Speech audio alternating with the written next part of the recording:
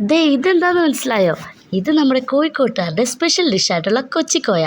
സംഗതി കോഴിക്കോട്ടുകാരുടെ ആണെങ്കിലും പേരിൽ നമ്മുടെ കൊച്ചി ഉണ്ടല്ലോ, അതുകൊണ്ട് ഇതൊന്ന് ട്രൈ ചെയ്ത് നോക്കാമെന്ന് വിചാരിച്ചു. അതിന് വേണ്ടിയിട്ട് ഒരു 15 to 20 ഞാലിപ്പൂവൻ പഴം ഞാനിവിടെ തൊലി കളഞ്ഞൊരു പാത്രത്തിലിട്ടിട്ടുണ്ട്. എന്നിട്ട് ഇതാ നല്ലപോലെ ഒന്ന് ഉടച്ചെടുക്കുക കേട്ടോ. അതിനകത്തേക്ക് മധുരത്തിന് ആവശ്യമായിട്ടുള്ള പഞ്ചസാര ചേർക്കുക.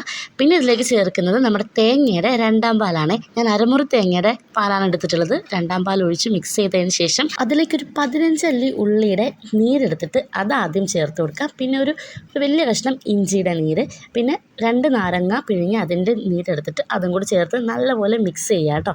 മിക്സ് ചെയ്ത് കഴിയുമ്പോഴത്തേക്കും നമ്മുടെ പരിപാടി ഏകദേശം കഴിഞ്ഞു. പിന്നെ ഇതിനകത്തേക്ക് നമ്മൾ തേങ്ങയുടെ 1ാം പാലും കൂടി ചേർത്ത് കൊടുക്കണം കേട്ടോ. പറയാൻ ആദ്യം മറന്നുപോയതാണ്. അതാ തേങ്ങയുടെ നല്ല കട്ടിപ്പാലും കൂടി ചേർത്ത് നല്ലപോലെ മിക്സ് ചെയ്തെടുക്കുക കേട്ടോ. പിന്നെ നമുക്ക് വേണ്ടത് അവലില്ലേ, വെള്ളവലോ റോസോ ഏത് വേണമെങ്കിലും ആവട്ടോ. ഇവിടെ റോസ് അവലാണോ ഉള്ളത്. അവൽ കുറച്ച് നെയ്യ് ചേർത്തിട്ട് ഒന്ന് നമ്മുടെ ചട്ടിയിലൊന്ന് ജസ്റ്റ് റോസ്റ്റ് ചെയ്തെടുക്കാം. അപ്പം കറുമുറന്നിരിക്കും. ഇതാ ഒരു പാത്രത്തിൽ അവലെടുത്തിട്ട് അതിലേക്ക് നമ്മൾ ഉണ്ടാക്കി വെച്ചിട്ടുള്ള ആ മിക്സില്ലേ പഴത്തിൻ്റെ, അതിങ്ങനെ അതിൻ്റെ മുകളിലേക്ക് നല്ലപോലെ ഒഴിച്ചു കൊടുക്കുക കേട്ടോ. എന്നിട്ട് പിന്നെ ഒന്നുമില്ല, കുഴച്ച് അങ്ങ് കഴിക്കുക. ഇതാണ് കൊച്ചിക്കോയ. മോനെ ഇതിൻ്റെ ടേസ്റ്റ് വേറെ ലെവലാണ്. കോഴിക്കോട്ട് ഇങ്ങനെ ഒരുപാട് വെറൈറ്റി ഡിഷസ് ഉണ്ടെന്ന് ഞാൻ കേട്ടിട്ടുണ്ട് കേട്ടോ. അപ്പോൾ കോഴിക്കോട്ടുകാരുടെ കൊച്ചിക്കോയ നിങ്ങളൊന്ന് ട്രൈ ചെയ്ത് നോക്കൂ കേട്ടോ.